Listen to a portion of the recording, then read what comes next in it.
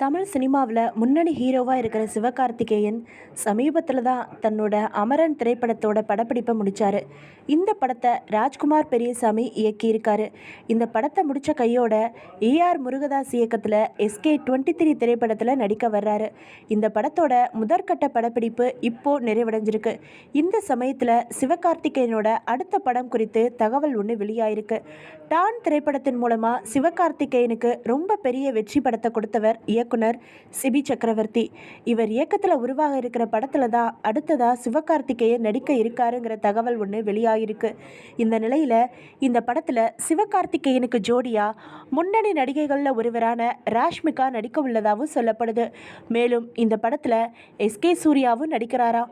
ஏற்கனவே Don திரைப்படத்திலையும் SK Surya முக்கிய கதாபாத்திரத்தில் நடிச்சிருந்தாருங்கிறது குறிப்பிடத்தக்கது. யாரெல்லாம் சிவகார்த்திகேயனோட இந்த படத்துக்காக வெயிட் பண்ணுறீங்க அப்படிங்கிறத கமெண்ட் பாக்ஸில் கமெண்ட் பண்ணுங்கள்.